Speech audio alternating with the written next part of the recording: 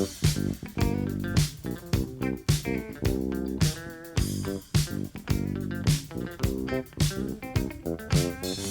cookies. I love cookies. I love cookies. I love cookies. Welcome to Cookies, the world's most influential basketball podcast. I am Ben Detrick. Jordan Redaelli remains safely on vacation, and Andrew Kuo takes no days off. Ben, yesterday I went out there, man. Out there into the streets? On these streets, man. I put on my puffy coat. I put on my ergonomic shoes or therapeutic shoes. Forgot the word for that. And I went out there to try to secure some vegetables. How were you greeted by your public? Was there an ovation? Was it kind of like the Godfather walking through the streets of Little Italy and people just coming out to hand you dumplings? I go to the same food stall in the Essex Market. I've been going there for 20 years. My Korean lady, she's very curt. So she does not really ask me how I'm doing, but it's a cultural thing. And her biggest emotive move is just to be like, how are you? Oh, no, not how are you? To look at me and be like, hi, which I take as like a sense of an acknowledgement, a familial acknowledgement. But I've been getting into this conundrum where I hate a conundrum. What am I allowed to buy ethically? I mean, I'm getting without any hesitation, fresh food, vegetables, broccoli, spinach, all that good stuff. Am I allowed to get some ice cream, a cookie? What do you mean? Of course you can get some ice cream. What Okay. is this question? I'm not understanding the moral quandary that you're finding yourself bound within here. I feel guilty for leaving my house, but I would like green things to eat, and I know they're sitting there, and I know my lady would appreciate some sort of business from all of us. And I feel like it's a real risk and privilege to go out there and get this stuff. Am I throwing it back in the face of people who cannot? No. Okay. See, this is confusing to me. Mm-hmm. Not your personal conundrum here. The overall message is very mixed about what we're supposed to be doing. Mm-hmm. So you'll see people being like, here I am in quarantine. It's like, are you in quarantine or are you not? And then you'll be like, oh, now I'm off to go into the city. So it wasn't quarantine. There's this odd, intentional, or maybe it's just accidental, but miscommunication about what things are. I think that's a great word for it. This whole thing is miscommunication. No. It's a misunderstanding between us and the virus. Right. But people say, oh, here I am watching this in quarantine. You're not in quarantine unless you are being held away from people because you have coronavirus, or you were around someone who had it and therefore are being quarantined as a preventative and protective measure. That's quarantine. The idea that you are sitting in your house to avoid people is social distancing. And I think the confusion between these two things has caused almost what you were referring to, this shaming of people who leave the house. And what the government, even in New York State, which has been shutting things down, is not saying for young people, don't leave the house at all. That's not what anybody is saying. It's okay to leave the house. It's okay to go do things. It's not go gather. They've closed places down, but there's nothing wrong with leaving your house. And I think you're right. There is this shame, you shouldn't be leaving. You shouldn't go anywhere. It's just not true. I mean, I feel good. I have not been tested. I don't have any symptoms, but I do feel like it's in my responsibility, within my power to just be in quarantine. And I feel guilty about... But you're not in quarantine. No, hear me out. And I think that word words kind of keep on changing, especially when we don't know anything. And when someone says quarantine, we're like, well, just explain that really quickly. It doesn't have to be a static definition of before this all happened. But I do feel guilty because I know the safest thing for me is to not be outside. And I don't need vegetables, but I really want vegetables. See, I think this kind of shaming is probably overall helpful, but I also don't think it's completely helpful. I think it's good if people are feeling peer pressure to stay inside. You are correct. We are better off the more people stay inside and avoid contacting people and potentially passing along the virus. That's true. But we are not quarantined. No, but, like if we can help it. And, I have a lot of friends who, as soon as this happened, I'm sure you have friends too, who immediately were like, we're going to our upstate house or, Amagansett or back home to New Jersey. And everyone reacts in a different way. And they've been telling us on TV that's exactly the opposite of what you should be doing. You should just stay put, because it's like, well, I just want to go back and hunker down with my parents. I'm like, you mean like special deliver the virus to your parents' doorstep? Just don't do that. But, people have expressed themselves in different ways. And the only way this is going to get done is as a peer group, we tell people that we have to shame people into staying in. And the darkest thing about this is, and this is not even like a hot take I came up with, the curve isn't really real, right? Like when everyone says flatten the curve, like that's not a real thing. This virus doesn't have a personality that you can suppress like this. The minute we flatten, let's say we do flatten the curve with numbers. But the curve that we're referring to is just the capacity of our healthcare system, right? I mean, that's what the whole idea is about, is that like we can't supersede the capacity of the healthcare system by too much, or it will completely break it all down and people will die in a way that they won't if the curve is flattened and extended longer. And to that point, the healthcare system is going to be extended to that point at any point, no matter what. So if we manage to flatten this curve, I mean, this is a dark take, and I believe in the curve. I'm definitely not opposed to it. But, this virus behaves in a way because we don't know how immune we will be to it if we have it once yet. But the curve could just spike again at any point, and our system will be taxed again. Well, the most optimistic piece that I read today, I forget exactly where it was, so apologies for the vagueness. But the general, it was on Medium or some site. But the general QAnon.com. But the general premise was that mitigation or herd immunization is a terrible strategy, and that we have to lock things down immediately in a severe way. And if we can do that, we will get a incredible plunge in the number of people who are newly contracted with coronavirus. And once that goes down super, super far, in a matter of weeks, we can start getting back to our lives while keeping an eye on whether it will go up above like this level of capacity. And they're like, we don't have to necessarily, according to their theory, be inside for months and months and months, but we should absolutely not go out there and just pass it around. They're like, get it down, get yourself time. That way we can have more tests, hopefully get a vaccine. But it's like, just get the overall numbers down as hard as you can right now to almost no new cases. And then you can almost introduce your regular life again. That's the theory.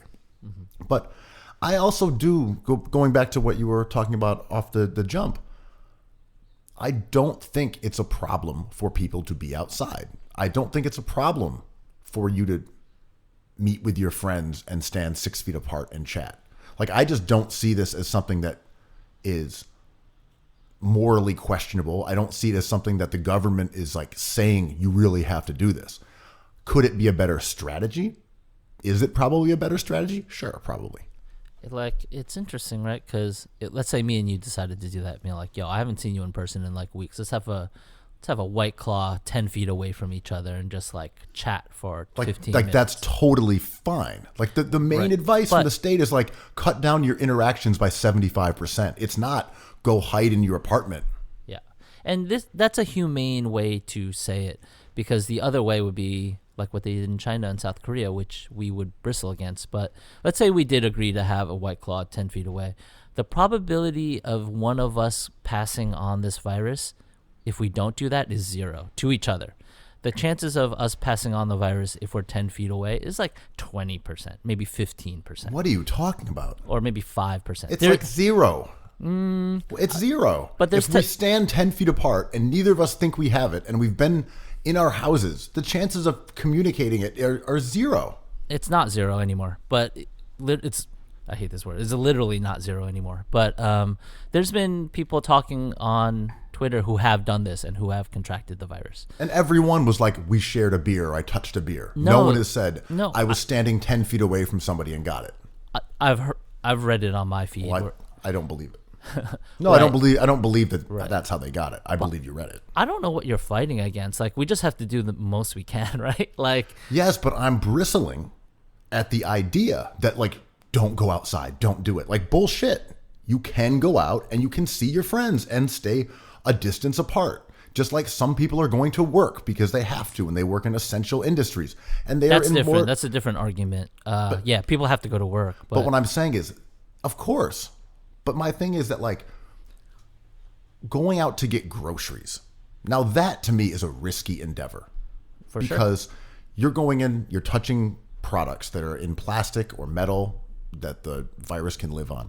We don't know exactly how the food chain has delivered those items here. Who's touched it? Who hasn't?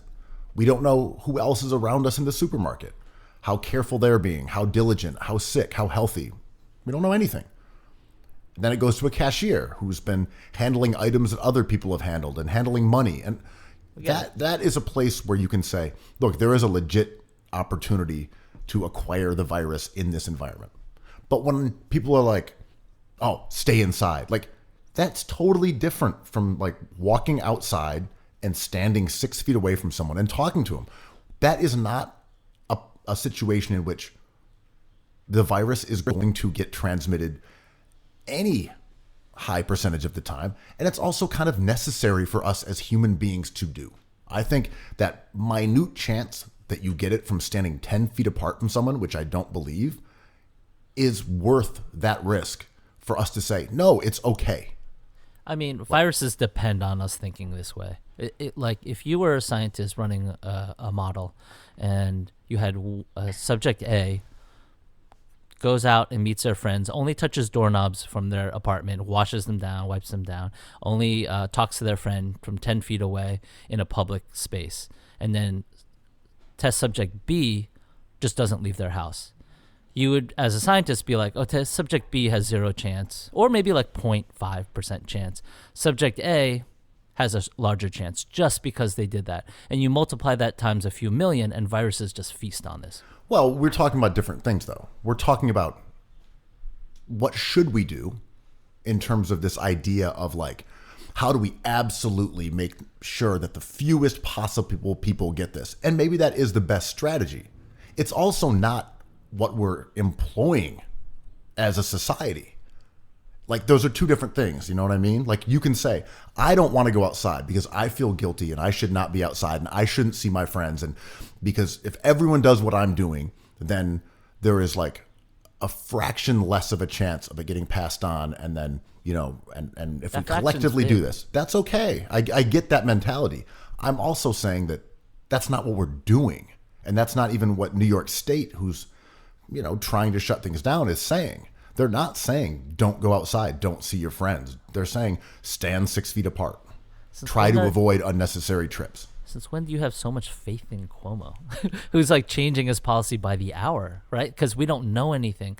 If you, I'm not suggesting that we won't have like a full shutdown, but I'm also arguing that like this peer pressure that you're referring to for people to be like, I'm in quarantine, don't leave the house. Like, no, that's not what we're doing though.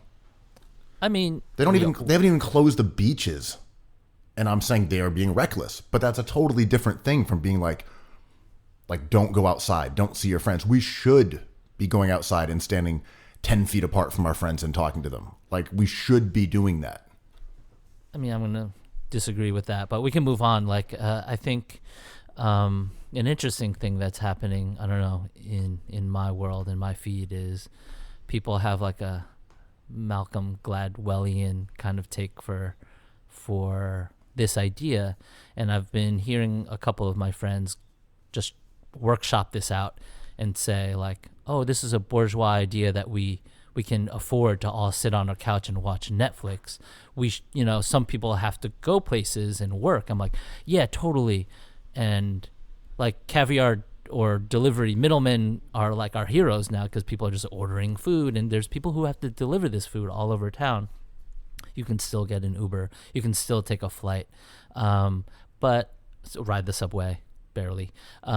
But to try to frame this as like this is a bourgeois take or this is incorrect is kind of jumping a little too far, in my opinion, because, if in a fantasy land as a whole, all New Yorkers except for the essential, like people who keep our infrastructure going, all stayed home and didn't test it and weren't like, actually, I can go on a run right now because that's okay, this thing would look a lot different. But the fact that like we kind of like push it to see what's happening based off of what Mario Cuomo says. See, like Andrew Cuomo, my bad. See, I just disagree. I think like there were people who were being oblivious, and I know we're talking about degrees of this, right? So the people who last weekend or a weekend or and a half ago were sitting at cafes and like walking around the streets like arm in arm and sharing vape pens. You're like, yo, you're just being reckless as shit.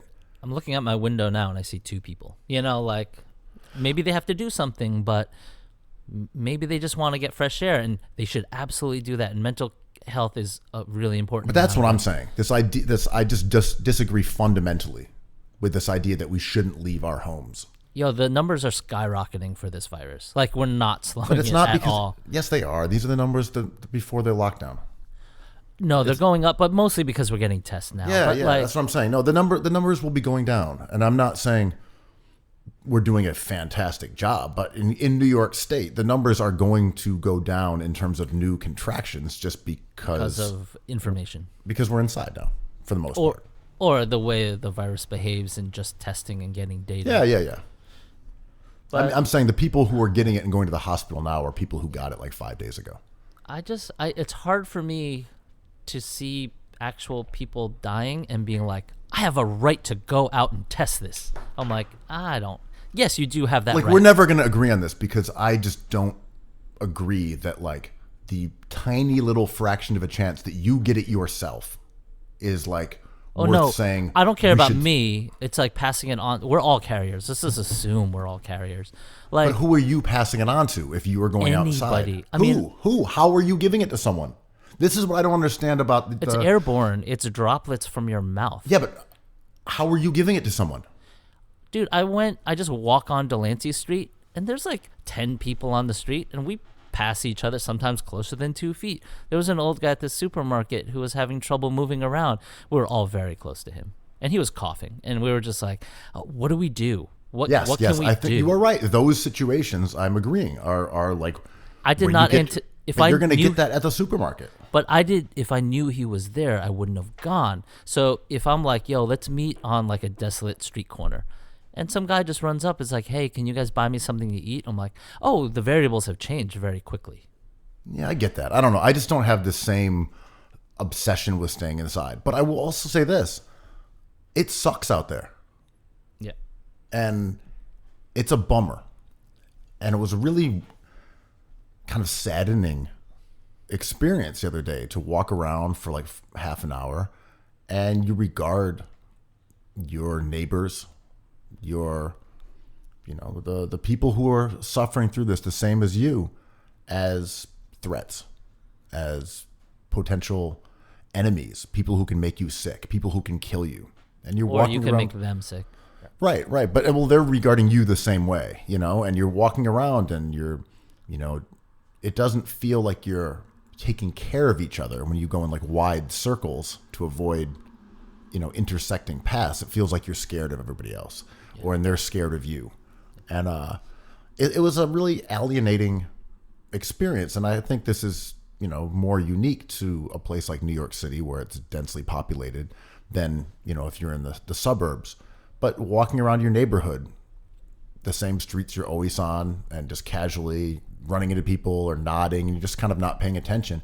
And now everyone is so hyper vigilant, where it's like, I remember, there was an intersection, and there was a woman walking down the sidewalk, on a 90-degree angle, and she stopped like 15 feet before where we kind of would have intersected, and like waited for me to go by. And you're like, this is just gross. And like, it kind of made me think a bit. And as like a white dude, the only time you feel this kind of, I don't know, like public stigma is like on a dark street, when you're tall, and maybe there's like a woman walking towards you, and it's desolate, and it's very situational, and it's very understandable. And you don't like carry that with you to see like a woman like walk, to the other side of the street, or kind of like turn and scuttle by quickly, whatever. But, as a white dude, you don't really understand when people of color say, when I walk down the street, people cross the other side, or I get an elevator and people move to the other side and don't acknowledge me, or I get followed around a store.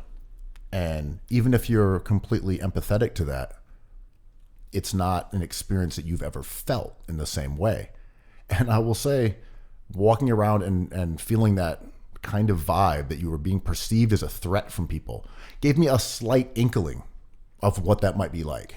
And to feel as like bummed about it as I did after like a couple days of this, versus it, say, happening to you repeatedly from like when you become like 10, 11 years old until you become a non-threatening, say, old man, was kind of illuminating. And I was like, it was just a deeply like saddening, disorienting, dehumanizing type of thing, even on like a couple days level. And to think about like how people are treated in that regard for the majority of their life was like a very sobering thought. Well, it's funny. I think every race goes through its unique experience. And, I'm Chinese, and I'm not even Indian, another kind of Asian, or Thai or Filipino. And Filipino baffle white people because they don't have names that sound Asian, and they kind of don't look totally Chinese or Japanese. But I would never pretend to know what it feels like to be in New York for a black person, or someone a different culture than mine. But I've noticed recently, like my whole experience as in the microcosm of being Chinese is also being a Chinese man who has a much different experience than a Chinese woman. And there's all these different ways I think we are treated in New York. And I'm usually a blank spot. Like no one really notices me. No one really pays attention. I'm not a threat. I'm not an asset. I'm just none of these things. I could just like carry on with my day. But recently I've been realizing the few times I go out, it's like people look at me weird, and they're angry, and things are not going well, and people have to express their anger in a way, and it's on me a little bit.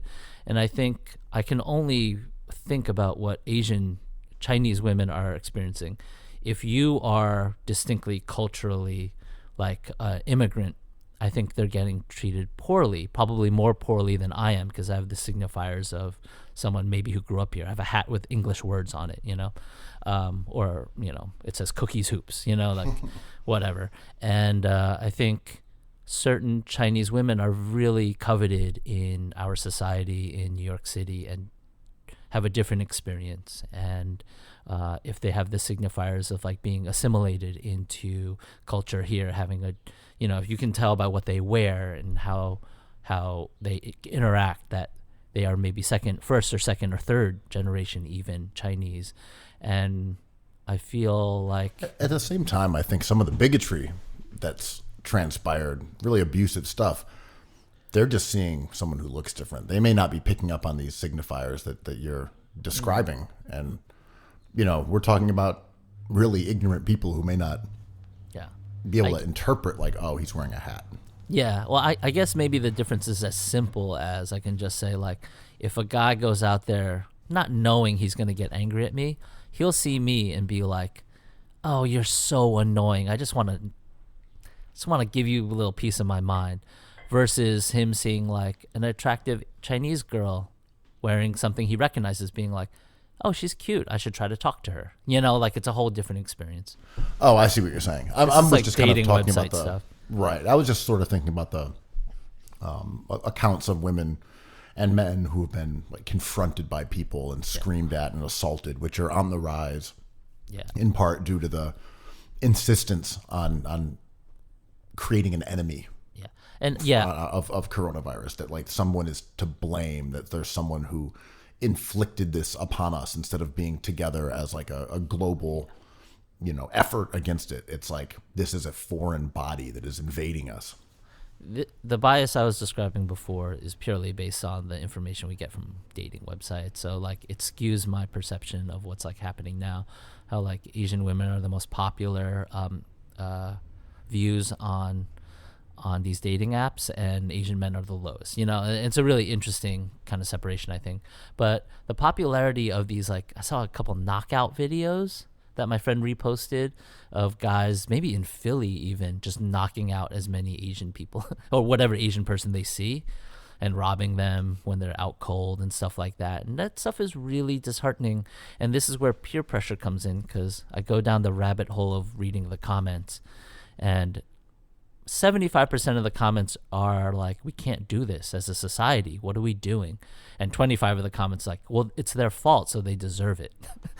That 25% is really scary. And I always remember my father's advice, which is like, you can feel how you feel, and you can articulate that in any way, but as a mental exercise, just like think one step further and then see if you think the same way, which I think helps. I haven't seen the videos you're talking about. I mean, they sound like a perpetuation of the knockout game hoax. Exactly. Yeah. They walk up to an unsuspecting victim casually, and then they take a swing. They sucker punch him. Right. I just mean that wasn't a real thing. Yeah. I mean, I don't know about this ones you're specifically referring to of like Asian people. I'm just saying that was like a right wing myth, that like the knockout game was like some threat to people that was happening in like 2013. Yeah, I mean, I saw a couple of those videos, and a few isolated cases like were so horrific that it felt like we had to be talking about it like it was an epidemic. I mean, this is virus related, right? But it was just a few isolated cases. I mean, this virus is very, very real. But the knockout thing, as you say, like may have been carried away a little bit. Well, I mean, it was a fraud. Like as a trend, it wasn't a trend, and it wasn't.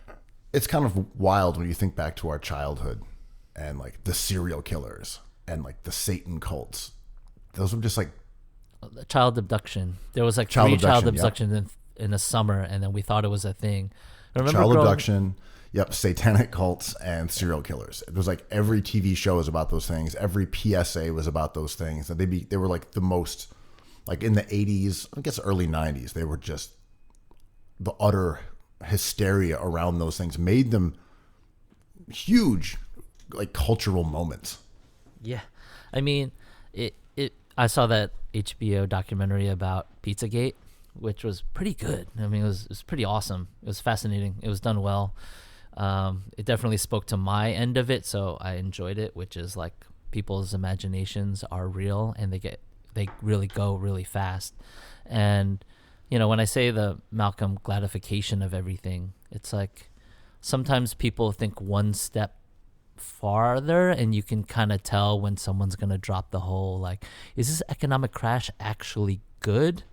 Read my thought piece, and I'm like, all right, we're already there. We're not quite there yet because this is not good. But, sometimes with an idea of like karma, I'm like, oh, just think for 5 more seconds. It's like, that's karma. I'm like, keep on going, think. And then I always want them personally to eventually end up in a place where it's like, oh wait, karma doesn't exist. Well, karma, if we put it in basketball terms, in the way that we always talk about sort of metaphysical ideas, is right or wrong. It's morality. And the only way karma can be experienced in sports is winning and losing. Maybe injury, humiliation, but generally it's winning or losing. So it falls under the same category as the ethical basketball, morality. Mm-hmm. Like you lost because what you did was unacceptable. Draymond Green, if he hadn't kicked someone in the balls multiple times, really just hammered at balls for weeks on end, then he wouldn't have gotten suspended. And then likely LeBron would not have been able to carry the Cavs to a 7-game win against the Warriors, because they would have had to beat a Warriors team that had Draymond Green. And that was a karmic loss in some ways. The karma for Draymond's behavior was his team losing. But then karma reverses when Draymond, I believe, won a championship after that. And now he's the winner of karma and his critics are the loser of karma. It doesn't karma predicate itself on like when you start this whole process? So if a senator like your boy Rand Paul gets the Corona V, gets the Rona, the Roni, people are calling it karmic debt. He's fulfilling a karmic debt. Like, you were the guy who shot down our rescue package, therefore you're paying for it. Meanwhile, that rescue package kind of sucked, and he's gonna get better in 15 days, and he's gonna shoot down something we actually want, and then he wins the karma battle. It's like, when do you begin this? He's a senator. He dictates law. We're worried about our paychecks. Who is suffering from karma? Yes, and I don't care how sick he gets. It doesn't matter to me. I want him to get better. I want him to get better. I don't care. Yeah. I have no feelings about his health. But it is funny that he was the only guy who didn't vote for this, and then is there as like the vector in Congress, passing it around to people and swimming in the pool and being in the gym. Like, it is ironic. Yeah, irony is not judgment, Like, irony it's a funny coincidence that the very man, Yes. It's kind of what we're talking about. The deliciousness is always in the hypocrisy. Yes, right. Yeah, and wherever you start, because people who are taking the L on him being sick are going to come out of the woodwork in 15 days and be like, karma. It's kind of what you were saying. It's like, right? It's if you take life and you segment it into all these different parts, right, there are different points where karma changes. And, look at LeBron James. LeBron goes to Miami and they say, we're going to win 6 championships, and then they lose in the finals to LeBron. And everyone was like, karma. Bit him in the ass, said they were going to win 7 championships, left Cleveland. There is a karmic bite on the ass, LeBron. Hold that. Yeah. Then he goes and wins a couple and is the best player on the planet. And then he goes back to Cleveland and wins there. And everyone's like, a karmic victory for LeBron because he went back home. And now that is a moral, an ethical championship for LeBron James. As Draymond Green, the ball kicker, has been removed as now the karmic loser. It comes down to how we frame things, right? Because when we all think of Michael Jordan as 6 for 6, he never lost the finals. Like, that's true, but he also lost a ton of playoff series. Like, why didn't he get to the finals every year of his career? And we conveniently ignore hindsight and foresight when we talk about karma, because in the end, everyone wins and loses. I mean, I was a bit nihilistic at the end of the last episode because I was frustrated and scared, but like, we all kind of lose the karma battle in the end, right? Like, we're all going to lose. Well, I think you made a great point about karma and about the Kobe Shaq Lakers, that they got pile driven in the second round 3 times. Yeah. Just obliterated. But it doesn't matter. Right. Because sometimes they were the obliteratee. But then when Kobe banished Shaquille O'Neal to Miami, and then Shaq went and immediately won a title, that was like karmic payment for Kobe's selfishness. And he was forced to tell us how Shaq's ass tasted. Which is a real karmic punishment, if you ask me. Right. For whose ass? Karmic punishment for Kobe. Volume toilet paper hoarders. In other karmic news, Airbnb seems to be taking a beating. And there are a couple interesting factors at play here. The first is that you now have very angry hosts who are saying we should get bailed out because everyone canceled on us. You also have people who booked stays responsibly ahead of time that are like, give me my money back. Like, you can't make me pay for a hotel that I have halfway across someone's house that I rented halfway across the world 2 months from now. Like, what kind of bullshit is that? I didn't rent it. So you have this sort of entanglement of people on both sides of the Airbnb equation, both hosts and guests, who are unhappy with the way that this situation is being treated. At the same time, there was a couple articles that came out sort of detailing how the lack of travel is shifting real estate in places where Airbnb is prominent. There's one example, I believe, was San Francisco, where they said something like, I'm going to get the number a little wrong. It was like 300 or 500 or 700 new apartments, fully furnished, were suddenly on the market for rent. And their hypothesis was this was a direct indicator that Airbnb has been chewing up enormous amounts of apartments in desirable cities and thereby diminishing the amount of available places to rent and jacking up rents. Do you buy this theory?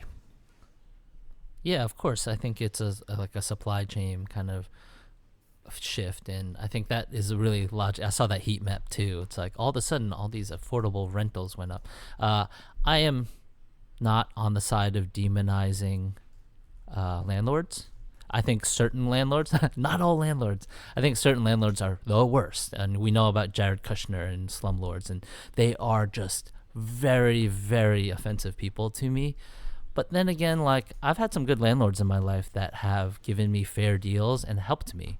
And I don't share that overarching disdain for landlords, because are we all of a sudden like going to stand for hotels? Like, but Airbnb people, Airbnbs aren't landlords though. Yes. Yeah. So I was getting like, if I'm not mad at Airbnb, I think Airbnb is incredible, especially because we can choose our price and like negotiate.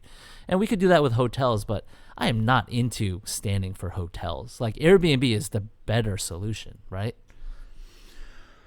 I don't know. It's hard to say. I was a very early advocate of Airbnb, and I thought it was brilliant. As someone who liked to travel, could not afford the average hotel, and liked the experience of having an apartment and being in a neighborhood versus being generally in the kind of places where you find hotels traditionally, which are like near airports or high commerce or, you know, midtown Manhattan versus being downtown, just as, you know, an example. Mm-hmm. I really liked Airbnb, but as with my fear of most tech companies, is that I do think we've been undersold their effect on neighborhoods that are deemed like cool. And I do think they are responsible in an incredible way for the raising of rents over like the last decade. I think they are so much more responsible for that than we even know. because most of these companies don't give us their numbers. Same thing with like Netflix, right? They're like 30 million people watch this movie about Sandra Bullock with a blindfold on. You're like, did they? You're just telling us they did. Like, does that mean they scrolled their mouse over it and it started autoplaying? Does it mean they clicked on it? Like, what do you mean? So, like, we don't have reliable information because Airbnb doesn't give it to us. They tell us, and they're always at war. They're private. Well, what I'm saying is they're always at war with legislators, or they have a vested interest in keeping information away from us. So I think we're kind of blissfully oblivious to the damaging effect of a lot of these kind of companies. And again, I was someone who really liked Airbnb. I thought it was a great idea. I've used it many times. But it's hard not to acknowledge that in cool, desirable neighborhoods, as we're seeing right now, a large percentage of apartments apparently were being more or less held as hotel rooms instead of places where people could live. Yeah, and I think the demand for those rooms, as we're seeing now, dictates that market. And neighborhoods getting expensive is frustrating when I can't afford to live there anymore, which is real. But neighborhoods evolving like this, I just can't get angry about. Like, and this is a gentrification discussion, which, you know, I don't necessarily think behaves in the way we automatically think it does. And again, I don't want to stand for hotels. Like, I'm not a hotel fan. I don't love that process. I don't love what they do to locations or neighborhoods either. I'm into Airbnb. I agree. Sometimes it gets out of hand and you have people hoarding these spaces. But and that's tricky, and New York City has pushed back on that. I think they've changed the laws and makes it really hard for you to profit off of I also think that that's been like woefully undersold or oversold, that things have changed. Well, I know you can't get like, those rooms anymore. You have to be there for 6 months now, I believe. I may be wrong, but I don't know. And again, I have obviously never Airbnb'd a place in New York. But walking by some of the streets and buildings around here, and seeing the amount of locks and little lock boxes that are hanging from window grates or around, bike racks, whatever, etc. I mean, they're everywhere. They're everywhere. Aren't we arguing about the wrong thing, though? Isn't this, not to be conspiracy theory, but isn't this who they, if there's like a 1%, which there is, want us to be doing, like turning on each other like this? Because, like, what is the other option? Like, a part of this stimulus plan or escape plan, rescue plan is to bail out the hotels, and we're just like, the hotels. What about us? It's like, oh, Trump has a ton of hotels, and like, because Airbnb was so successful and so easy to use and so logical, in my opinion, it kind of got ahead of itself. And you're right. There was a volume that exploded because there was a demand that exploded. All the hotels want us to do is take down this idea as a kind of a pseudo-moralistic fight, right? I mean, look, I'm not here to stand for Marriott. I don't think anyone is, right? And except Marriott. And the reason that Airbnb became so successful was that there was a need for more affordable lodgings for people who were younger and wanted to travel. Mm-hmm. Like, that's just the fact that you didn't want to stay at like a dingy little hole in the wall, and you couldn't afford to stay at the Ritz-Carlton. Yeah. And Airbnb was like, hey, here's a totally reasonable option. It's cheaper. It's specifically where you want to stay. You want to be in the East Village? Boom. You want to be in Barrio Roma in Mexico City? Bang. There's a new accountability where the user has more power than if you were just staying in a hotel. But at the same time, if you do the math, it's devastating for a neighborhood, because especially in a place like Mexico City or in Lisbon. And when I was out there staying in Airbnb, you realize everything is Airbnbs in Lisbon because the people are poor and they don't have money. So if you could get someone from the US or you could get someone from London, you could get someone from Paris to stay in an Airbnb for a couple nights a month, it was more than the rent of someone who was there all the time. So you had those people who were entrepreneurial and gobbling up 20, 30 apartments as their job. And when I was there talking with people who lived in the neighborhood, they're like, oh yeah, it's totally different. It's all tourists now. This street here used to be full of families. They're all gone because all these apartments are Airbnb now.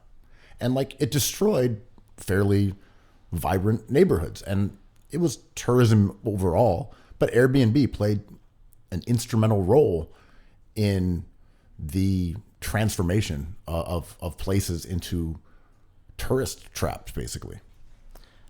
Which is we're almost veering on taste here, because I spoke to some people when I was in Lisbon, and I'm like, yo, this Timeout Cafe is weird. Everything's Airbnb, everything's Uber. And they're like, it's amazing. Have you seen the amount of work we're generating for everybody? Like, this Timeout Market hired so many local people. Up the street is a brand new, or up the coast is a brand new aquarium that is like a hub of the world's marine research community. Like, they're like, this is amazing. I'm like, huh, I love that, you know? Yeah, I mean, it's a delicate balance because, to your point, there are those who would be like, no, I liked it the way it was, and I was here for the aesthetics. And there are other people who are saying, no, this is delivering us the necessities we need. Mm-hmm. But Iceland is a good example. Mm-hmm. That Iceland, over the last, 10 years, became a huge tourist destination. It's interesting and beautiful. You had like Game of Thrones, really Vikings. Benefits from its name, like Zion. It has a Zion effect. Iceland, gotta go there, right? Cool. It's also a really short flight. It's much closer than almost anywhere else in Europe. And all of a sudden there's tourists everywhere in Iceland, all through Reykjavik. You go outside of it to, this place where all the Vikings would meet, and it's just tourists everywhere, like the hot springs, tourists. And there are people, of course, who are like, this has changed fundamentally where we lived. Other people are like, this is great, bring them in, let's take their money. Tourism is a good industry. People come, pay a lot of money, and bounce. But other people are like, this is no longer Iceland. This is not the country we grew up in and loved and cherished. To your point, taste. Yeah, I agree. And this comes back to the thing we know well, which is nightlife in New York City and the kind of vanishing culture that we're seeing in our lifetime here. And I would not say it's not too many negatives. I would say it might be because of all these things going in tandem. The influx of money, the kind of culture that influx brings with it, the valuing of other things, like the brunch scene has exploded and the nightlife scene has kind of contracted. And to me, it's sort of like authenticity. It makes more sense to view it as a constantly shifting thing when we talk about changing neighborhoods than keeping things the same. But let's be clear. Unless we're talking about economic benefits, which is a conversation that's different from this one in some degrees, tourism is awful. It ruins neighborhoods. It absolutely sucks. And I don't think that's even subject for debate. Well, why? It's the worst thing that can happen to your neighborhood is have it become a tourist attraction. But it props up entire countries like Italy. That's right. That's what I'm saying. Outside of the economics. Like I get the economic argument for tourism. I just made it myself. I'm saying from a cultural standpoint, it's terrible. It's the worst. And you can go back to like Jane Jacobs being like, if you want to destroy a neighborhood, build high rises and bring in the tourists because like they're there to spend money. They bring nothing culturally. They don't care. They'll pee on your doorstep. They don't know anyone. No one knows them. They operate with no responsibility, and then they go home. And you can look at Williamsburg, and it went from being an interesting and cool neighborhood that was super fun to being awful. And there's no one who lives in Williamsburg that would say this is a cool neighborhood now. It's like viciously awful. and that's tourism. So there's development, there's other elements to it, but like, you can't say any neighborhood that's infested with tourists. Is Spring Street super cool? Is Fifth Avenue super cool? This is just taste, though, because a lot of people love this shit. Yeah, but who likes living in a neighborhood that's full of tourists? No one. I'm talking about from people who live there. I'm not talking about tourists who show up. I'm saying, like, from a residential standpoint, no one likes living in a tourist area. I can't speak to that, but similar to your take is I think the most comforting thing for me to watch on TV these days is food travel shows, specifically like, I've been going back and rewatching all the Bourdains, and he talks about this quite a bit. He's like, towards the end when he was very influential, he would say like, oh, I'm here at this sleepy town in the sleepiest restaurant, and it's over. The minute this airs, your business is going to explode, and you guys are going to love it or hate it. It's just done, And I thought that was a convenient way to have his cake and eat it too. But, like a discussion is a discussion, and it's kind of a wrinkle into a show like that I appreciate. But I'm like, so what? Like, things need to be discovered and like experienced. Like, it sucks that maybe the guy next door is like, yo, I appreciated when it was tiny and like quiet and I can get a slice of pizza, but now I can't even get out my door without bumping into a tourist. I mean, like, so what? Do you think that things need to be appreciated by the masses? I don't think that's true at all. I think it's okay if they are. If the best slice of pizza goes out of business because no one goes there, like, that sucks. Sure. But the idea that, like, okay, here's this beloved neighborhood restaurant. Everyone in the world should know about this place. Like, I don't know. I mean, selfishly, no, because I want to be able to eat there. But unselfishly, yeah, let everyone know about this awesome place. Right? I think it's very debatable, right? There was an article that went viral about the restaurant that had like the best burger or something like that.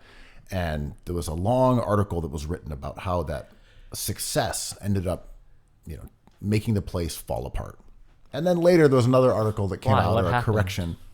Oh, that the lines and the attention and all this stuff, then, they wanted to expand, and it just led to this downfall of this place that was just a great neighborhood burger joint.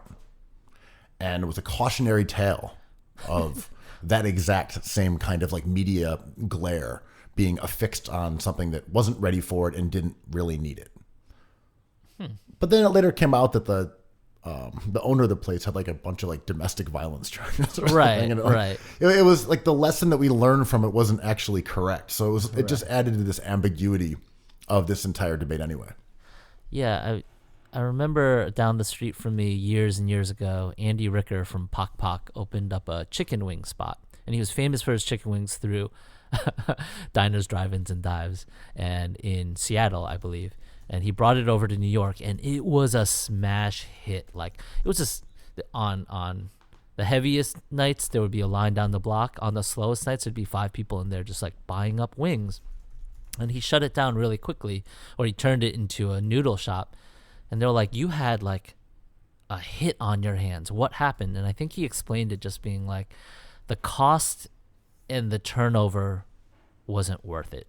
It was like at a certain point, it just got, the returns were diminishing. Also, the Bao, soup dumpling place in New York, stopped serving their namesake for a while because it was too hard to make, the demand was too high, and they were kind of like not getting enough money in return because they were getting so popular. Like, we can't keep on making these things because we can't charge you $15 for 7 of them, And also, some of this is just a capacity math issue, right? Yeah, this is a math issue. Where it's, okay, so we have a restaurant, we're doing well. And it's a local clientele. We know most of the people. It's beloved in the community. It's a place where people see their neighbors and chat and talk. And it's a place you go at night to, with a date. It's the perfect neighborhood restaurant, fully popular. If it explodes and becomes renowned across the globe, and all of a sudden people are making reservations 3 months ahead so they can go in there and Instagram themselves, it's inevitably going to push out the people who made it interesting, and then it's just going to become a bunch of tourists in there. And Awesome. Thinking of places like like Odeon or something. Like maybe not Odeon, but Balthazar is a good example, right? Oh yeah. It's just full of tourists. Like that's who goes there. It's a tourist spot. I love that place. I mean, Pastis reopened. Awesome. Yeah, McNally, right? Like Pastis just reopened in the meatpacking, and I've been there a couple times, and it's a lot of tourists, not from this country, and it existed. It was overrun. It closed down and reopened. And when it closed down, like I never appreciated it until it closed, and it was overrun with tourists, and like it was hard to get a seat, when you wanted one on Saturday at 8. But when it was gone, I was like, I'd rather have this thing be here and a hit than not be here at all, right? Yeah, I mean, I get that dynamic. It's also, what do we like about a restaurant or a bar or a lounge or a club anyway, right? Are we there just for the food? Because there's this one specific dish that we just have to have. Like, we gotta go there. And like everyone from New York media has to go to Contremar to have a tuna tostada. Like, we just all have to do that. Yeah. Or is it that we go there because we like the kind of people who are there? And we know the people who are there, and we know the staff, and we know the servers and the owners. And these are different ways of experiencing a restaurant or a bar or a club. Like, if you walk into a club and the crowd is trash, you're not staying. Oh, for sure. Like, it's done.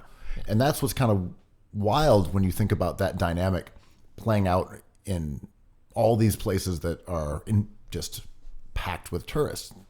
If you were someone who liked that place, you might not like it anymore. Well, it's kind of extra sad to your point now, because I'd thankfully take all these restaurants being reopened full with people I don't like. Like when we talk to our buddies who have these basically small businesses, no matter how many customers they have or how popular they were, like they just need to move food and be open again. And of course they would love to see regulars, but they're like, if there's a line of tourists out the door, please tell more, like we need the business. And I think selfishly, yeah, I love sitting in a room and having a little bit of like a special treatment.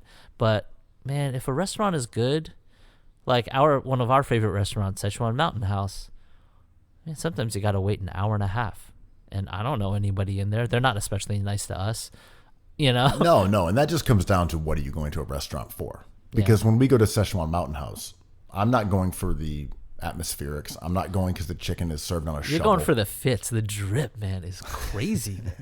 There are some good fits in there. Yeah, that's like just the Noah Supreme store in Szechuan form.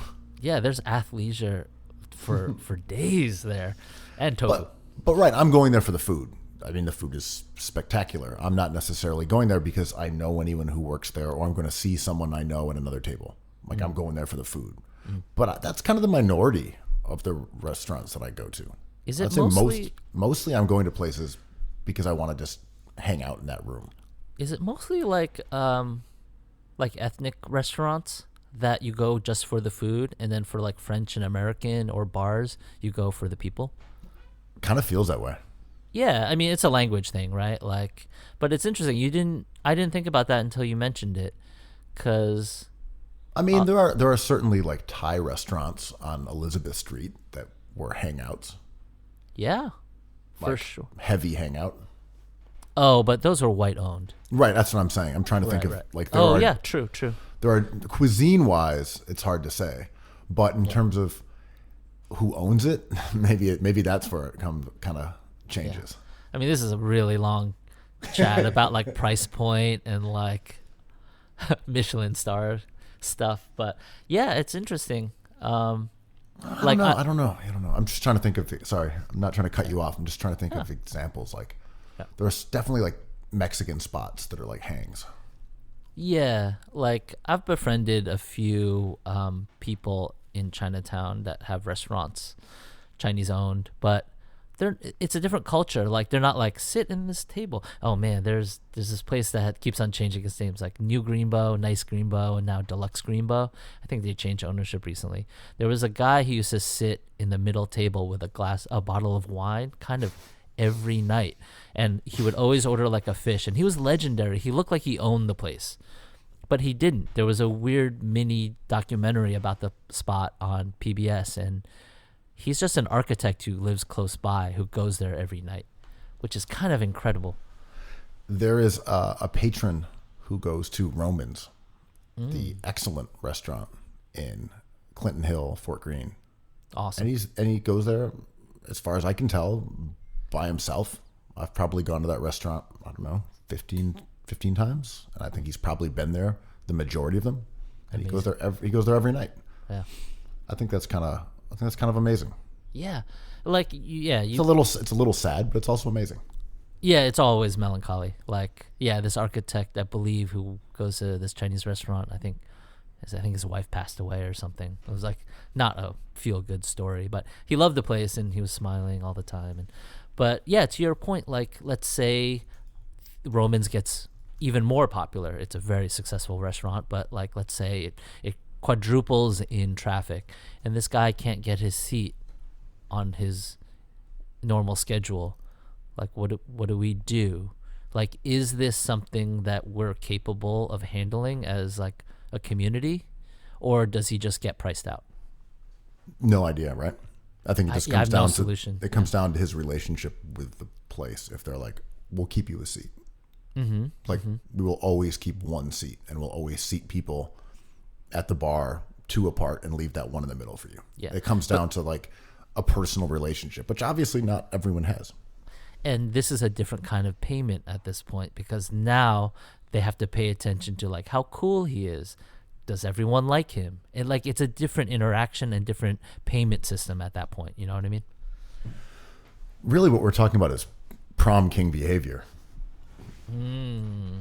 The rare but identifiable behavior. Sitting at a table, popping your bottle every night, center of attention. There he is, the guy with his wine bottle, the prom king. Wearing your damn crown. Corsage ass king. The evolution of neighborhoods, the evolution of restaurants, and now the evolution of the prom king. Have we seen a prom king like Zion Williamson, like Zion Williamsburg?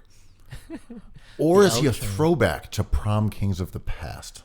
No, he's a stretch. He's a stretch prom king, sort of like that limo that picked you up on that legendary night where you, Ben, were in the running for prom king. Thankfully, you were not. The stretch limo. The stretch. He's the stretch limo of prom kings. I'm saying Zion has earned his corsage. For sure. He gets to keep the tux. Is he a new version of a prom king, or is he just kind of a feral big?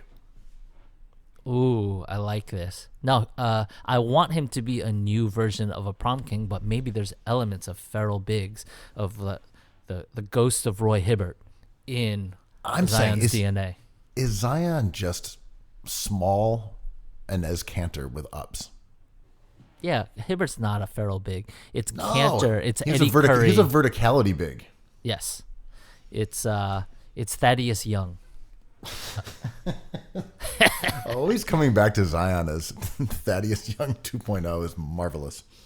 I cannot quit Thaddeus Young. He's a comp that pops up in my head every time I watch a game. It's like, oh, Thaddeus Young 5 has logged on. I don't know why. It's like I'm stuck on him. Maybe because his name is so cool. We've talked about Thaddeus Young in the past. What I find interesting about him is that he went from like the prototypical 3 to being a tweener to being a prototypical 4. Yeah. Like, he just kind of plugs along, sometimes being better than other times due to the evolving game that he plays. He just sits there being Thaddeus Young, and sometimes he's like, ooh, he's pretty good. Sometimes you're like, he's kind of a liability. Oh, he's back to being good again. Yeah. Like that. He's ageless. He's like a tale, an old tale, because like you'll be a fan of your team, and in the summer you'll just be like, oh, they signed Thaddeus Young. He's been in the league for 40 years. How old do you think he is? 22.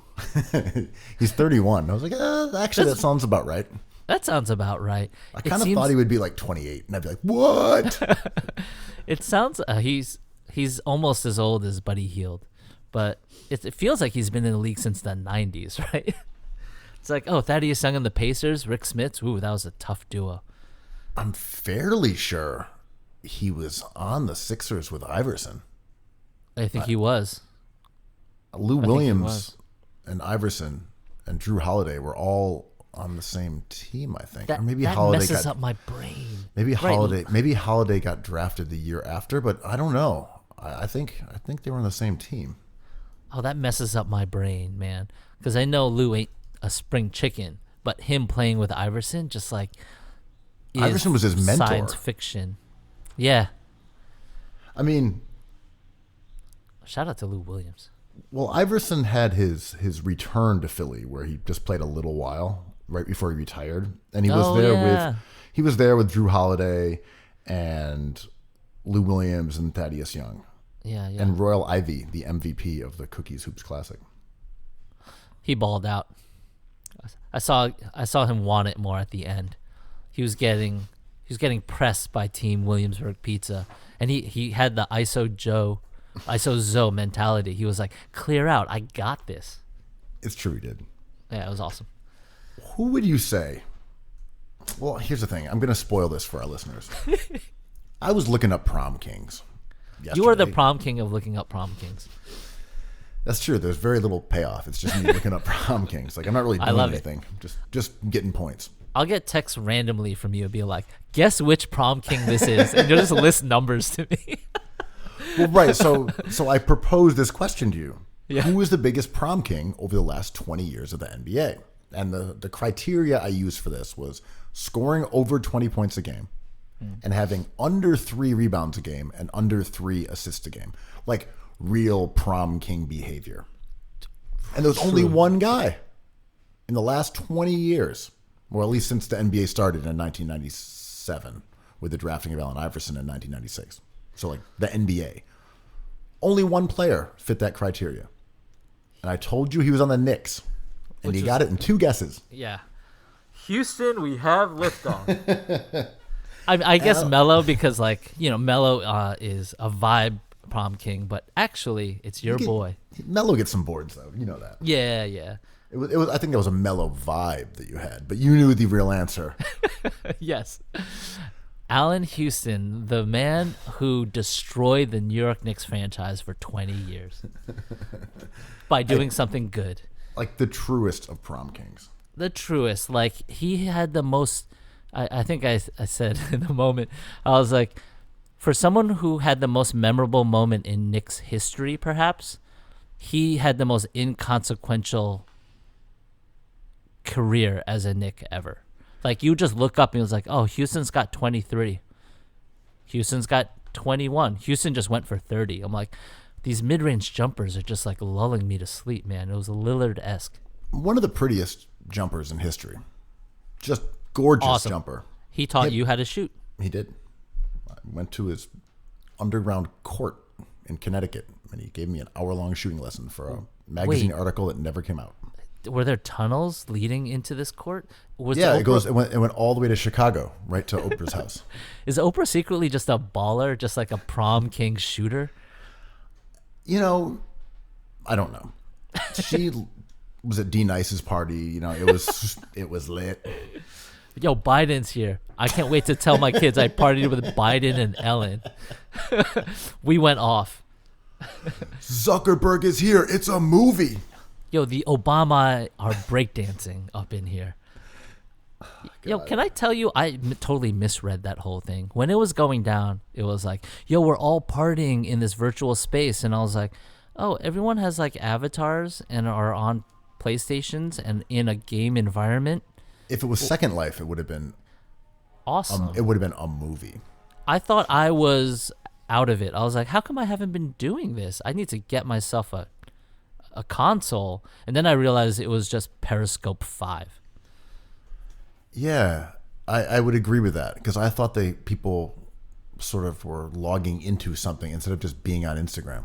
Yeah, remember when Kobe died and I forget which game it was, but everyone went to Staples Center. All the avatars just went there, and there were like hundreds, maybe even like a thousand, a few hundred avatars just milling around the arena, paying tribute to Kobe, and it was like oddly really emotional. And I thought that this party was going to be something like that, but it was just people being like thumbs up, fire, and I'm like, these are all social managers for Bernie Sanders, right? Well, not only that it was clearly not Joe Biden, who was already dead at that point. Proof of life. We need it, Joe. Oh, he's alive. Someone with his Instagram account just put up a thumbs up. Oh. Right. Whew. That was a close one. No, Joe Biden would be rolling over in his grave. Wow. But yeah, I was a little bit confused by people's excitement over people who are also on Instagram clicking on something. I'm like, we're all on the internet, man. Everyone has a phone. You know, like what, Michelle Obama doesn't have Instagram? You know she does. Everyone does. So for everyone to be at home and then get on like D Nice's thing, I didn't really get the phenomenon element or the impressive part, but like shout out to D Nice, a guy who was part of Boogie Down Productions back in the day. Yeah, had a weird life. Yeah, I remember interviewing him when he kind of started getting back into photography, actually. Yeah. Like, you know, we're talking 10 years ago. He's a really nice guy, and I'm glad to see him succeed. But yeah, I didn't quite get the novelty of that whole moment. And as you said, it was like Ellen and Zuckerberg are here. Yeah. Like, ooh, we better leave. This place just got gentrified. Lennox Lewis just showed up.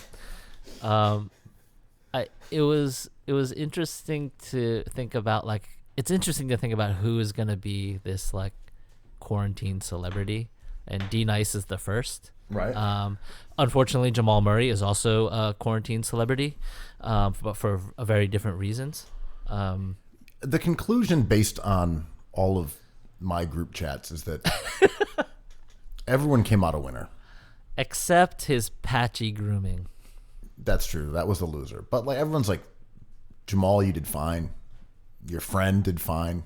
Everyone looks like they're pretty good at what they're doing, except for your grooming, Jamal. Yeah. It's so funny when we choose to be forgiving, because it was a pretty benign thing, and I believe him. It was a mistake, obviously. But wait, what do you mean you believe him? It when wasn't he a was hack. like, yeah, it was a mistake. But like, He said it was a hack, though. I don't believe that. I believe he pressed the wrong button. Yes, that's believable. No hackers being like, I'm going after Jamal, who makes as much money as Ben Simmons. And I'm going to upload what he's doing right now. Somehow. The blue arrow. We'll see about that.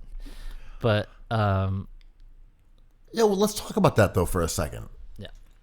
So Jamal Murray was using Instagram as a video camera. Yes. That's living on the edge. It's very close to those flames, man. You're flying Why way would too you- close to the sun. Like, yes, Icarus. I know you want to, you want to Spread your archive. wings. You want to archive this moment when you're Soaring. soaring into the heavens. But why would you just not use the videotape? Like, not videotape, like the video camera. I don't know. I think that I don't know how much he was thinking about that in the moment. Maybe he's like a master at using all of his cameras on his phone, and it was just an anomaly. Like the ball just didn't go in the basket, and he was like, "Oh, I'm shooting 90% from the free throw line, but that means I missed 10% of my shots." Well, my only theory is that you can save videos on Instagram without posting them. Like I looked, because it's not a function that makes much sense, but you can videotape something. I keep saying videotape like some boomer. You can record something, and then instead of uploading it, hit like a little arrow that would save it to A your blue arrow. phone. Yeah. Again, I don't know why you would use that instead of the camera feature. Or the alternative is, what if he has like a Finsta account? He wasn't trying to be horny on Maine. Keith Van Horny. He was trying to send it to a Finsta account that maybe he like shares with her or something, Yeah, totally. where they can see like their exploits. Because that's not something you would send to a Finsta with like your buddies either. No. You know, so I don't know. Those are my only two possible reasons why he would have been on Instagram to begin with. And it's funny when I say like it's funny what we care about. I remember, Unless you wanted filters on it. right. If you want to bling it out, but you know, remember when Clinton ran for president and it was just like I did not inhale, and we cared so much about that. And now, and like Obama was like, yeah, I've smoked weed, and then we get Trump as president. It was like, oh, we care about such different things. When that dropped, I think everyone's like, oh, this is me, and everyone like. You can make jokes about it. It's hilarious. Obviously, I love the jokes, but it's like this was a mistake, and these two people are just being human beings, and like let's not make their lives miserable. No one vilified him at all. No. As I said, everyone was just sort of like, "Wow, good job by you guys." Yeah, really professional, environment you guys have working on.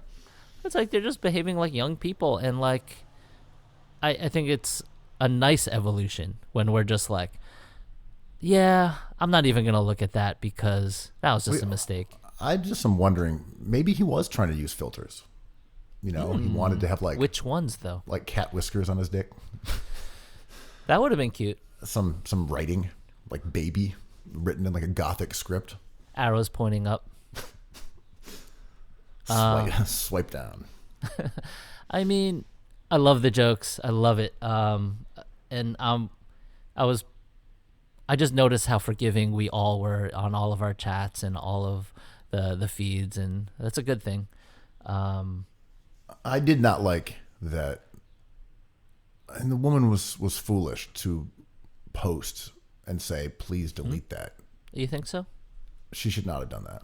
How so? Just to she should avoid not have. She should not have identified herself or invited any sort of like interaction with people, because like. People were just posting like the video and like stills of her throughout it. It was like really gross. That's gross. She should have just have not done anything. That's frustrating, right? Because she should like have nothing to be ashamed of. But she did nothing wrong, right? Even if she has something to feel ashamed of, like it's not Jamal Murray, man. It's his fault. I don't mean like she should feel ashamed of doing anything, but if she feels shame for like that image and video of her being public, like she feels ashamed. Of course, she feels ashamed. That like that's public, but like that's all Jamal Murray. like to torment her with it is just fucked up. Yeah, and I think we're gonna forget about it. I hope they're not like distraught about this. This is actually now I feel really bad. Like this is not something you want to happen. Maybe. I mean, I don't know anything about anything, man. Well, of course you wouldn't want it to happen. I know. We know that. Like that's. I know, that's why he immediately deleted it and then deleted his Instagram. But this is confusing, right? Because we've heard the Kardashian mom on the Kardashians like talk about this kind of thing, and I don't know anything. Like the world is like getting stranger and stranger to me, man. Well, I mean, Kim Kardashian put out a sex tape ostensibly to boost her own career. That was certainly not what Jamal Murray was trying to do. He was trying to put whiskers on his dick. And I think it's all good. I agree. Is Jamal Murray a prom king on the court though? No. He passes. He dishes. He is not a prom king. Now, after Allan Houston, just because we went and did the research for you guys to find more prom kings, the biggest prom kings in history are Allan Houston and Klay Thompson. Both have 6 seasons where they've scored over 18 points with under, do we say under 3 assists and under 4 rebounds? I believe that was our criteria to expand the list beyond the king of kings. Allan Houston. Mostly 2 guards, right? Like, just think of your volume 2 guards. Yeah, it was 3 assists or under and 4 rebounds or under. And Houston is the king. 1, 2, 3, 6 seasons, 5 seasons, 6 seasons with those criteria. Kevin Martin, Reggie Miller, Klay Thompson, 6 seasons as well. Can you name the one center who was on this list? Ooh. Only one. Everyone else is a guard, and they're all two guards. There's one center on the list. This is funny. So the center would have to have averaged 20 points. He averaged 20. Wait, he averaged 19.2. 19.2. Doesn't do a lick of rebounding or passing. 3.6 rebounds a game. 1.2 assists. True prom king behavior. I mean, I am so New York biased, but also New York, the Knicks accumulate prom kings. So my first guess would be Amari Stoudemire. Well, also, okay, I've deceived you guys. Now that I'm looking at it, it was only in 5 games. Oh. Sorry. It was Brook Lopez, though. Oh, I was going to guess him, but because he was notorious for having trouble with rebounding, but I thought he had more rebounds than Yeah, he did. He used to average. And so did Amari. Yeah, he used to average like 6, 7, around 8. Yeah. So anyway, apologies to Brook. Shout out to Brook Lopez, who's not a prom king. Yeah, who became like an awesome modern player. But some of the guys we have mentioned before we took this journey down memory lane into the Basketball Reference statistical library are guys that were identified right here on Cookies Hoops. Colin Sexton, prom king. Zach LaVine, prom king. Wiggins, prom king. He's kind of the biggest prom king. To be on that list and be like a wing and not a 3-point specialist, that's special. That's special. He's the prom king of all prom kings. He is the measure of which all prom kings are compared to. Well, that's Allan Houston, but he's a very special prom king. All right, I was trying. Houston point taken. He's a unique prom king. Yeah. I mean, I want to talk about a lot of things, but first with Houston, like, I don't think we should forget that shot going in against the Heat in the first round of the 99 playoffs, the shortened season, was the most memorable. I mean, shout out to Boomers, but I think like Willis Reed coming back on the court is up there. But those championships that the Knicks had, like, aside from that moment, didn't have a signature moment. That Allan Houston shot, and I'm not even trying to be a young buck here because that happened like 20 years ago, but that was the most memorable Knicks shot, I think, in history.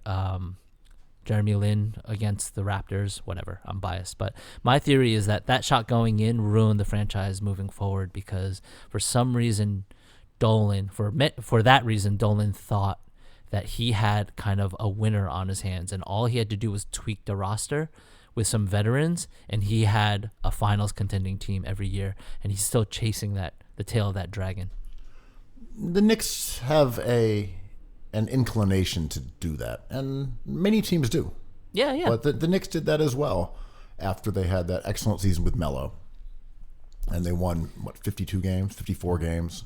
Had a sort of Mike Woodson was running a modified D'Antoni offense based on ball movement, floor spacing, taking more threes and making more threes at that point than any other team in NBA history, which is so unlike the Knicks. But it was funny because they were using D'Antoni's offense, and they were using kind of the Mavs technique of Tyson Chandler and Melo as the Dirk volume scorer, and then having Jason Kidd, who was literally also on the Mavs, and kind of veteran shooters, and Novak as a stretch four. Yeah. And they had so much success that year. And then Tyson got hurt, and they kind of ran out of juice. And I think Kidd, that was his final season. Mm-hmm. And then they lost, I want to say, to the Pacers in the first round. Mm-hmm. But that's kind of the Knicks season that was the one season. It was a great season. Melo, I think, came in third in MVP voting. Mm-hmm. And the Knicks then tried to tinker with it. And the way they did that was like trading for like Bargnani. Sick. The Knicks just never do the right tinkering.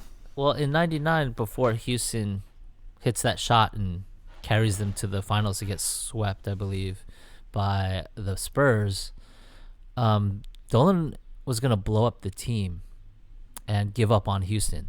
He hits that shot, and 2 years later, I believe in 2002, he gets a max contract, which is funny because I remember that max contract being very difficult to manage and kind of saddling the Knicks with not much cap space for half a decade. But that was only 12.7, 14.3, 15.9, upwards of 20.7. Like, that seems very manageable without inflation. But and that contract did lead to a hilarious bailout for NBA teams, which was called the Allan Houston rule. There was also an Amari Stoudemire rule, right? The Amari Stoudemire amnesty rule, where you could right. Well, it was the Allan Houston amnesty rule.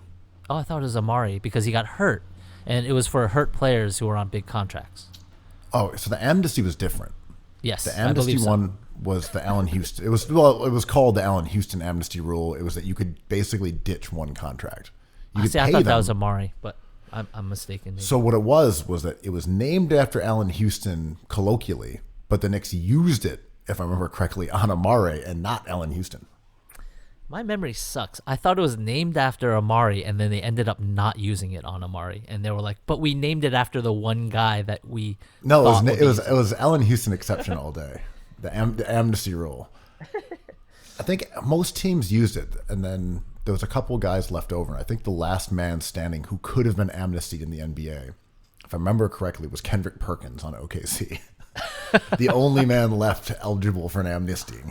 What a career Perkins has had. Shout out to Kendrick, who does it with his hops and his smarts.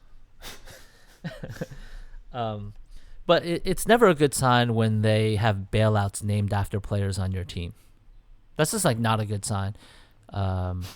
When there's errors made in a system and they go to fix it with rules and name it after the teams, the players on your squad. I think the Sixers amnestied Elton Brand and then brought him back as GM. These amnesty gods. Perkins, Brand, carb on carb legends. But going back to other prom kings, I think what I really want to talk about is what divides us on this podcast. And it's not politics. It's not gentrification. It's not traveling. It's Klay Thompson. We cannot get on the same page with Klay Thompson, man. No, I mean, look. You're going to claim you're right, and I'm going to be like, well. Well, look, I mean, he is a incredibly overrated player. He's a specialist, a prom king. He is Jody Meeks with a silver spoon. Tall JJ Redick. I don't know. He's an okay defender. But we've talked about this so many times. I mean, I don't know why you insist on him being good. I don't know what it is about Klay Thompson. His stoniness appeals to you. But in this conversation, I want to talk about usage maybe because he's not a great passer. He doesn't really pass. His vision is not in his passing. It's just like standing in the right spot, which I think is a skill. But he's got upwards of 3 ball handlers on his team. Maybe early on, Iggy was even a ball handler over him. And he could bring the ball up too, but he was busy getting into the right spot. He was catch and shoot. And then he would just focus on his man on defense, and I thought he was pretty good. But while that's true, I once looked up the numbers to see if he passed the ball more when Steph Curry was off the court. The answer was no. Yeah, because there was another passer. Like, it's not his role. I think Kerr just had him just like, see if you can get hot, dude. He's like, all right. If you see him on like the Knicks, he would not be a prom king. See, that's where I kind of disagree. I think we're talking about like form versus function, right? Or system players, like, whatever. Could Klay Thompson pass the ball more if you put him in a role and said, bring the ball up? You're our point guard. Would he have more assists? For sure. Would he be as good of a player? Definitely not. So I think it takes him out of prom. I think he's the best player he can be right now. Like, I love his game. I agree. He's being used correctly. Yeah. I'm also saying the reason he's used in that fashion is because he's not a good passer. Like, they're not telling him, don't pass the ball. Like, he could pass. Yeah, like you can create a system where he averages more than 4 assists. But I just mean you probably can't unless you say we actually want to feature you as a passer. I mean, that happens Because, all like, the time, right? Well, I just mean, Isaiah Thomas. who's a guy who... Are there good examples of guys who went from prom kings to being great passers? I don't know. I mean, someone like Bradley Beal, I would say, has made strides in that direction, or Devin Booker. They're guys who did not pass much and became better ball handlers and more of a focal point of an offense. And someone like Clay could have had that same trajectory if he was in a different environment. I think that's probably accurate. Not for nothing, and this season got cut short, but the future of prom kings, Colin Sexton, was turning around a little bit. He was scoring volume still, but he was on his way to graduating from prom king. The limo was getting shorter. I also do think when you look at that list and say, out of that criteria we sorted today, Clay was on it 6 times. You're like, that's who he is. Yeah, and also, this is a really tough thing. This is like the Jordan 6 for 6 in the finals. The criteria is you have to average 20 points, and that's really hard to do in the NBA. Well, this one we used was 18, but...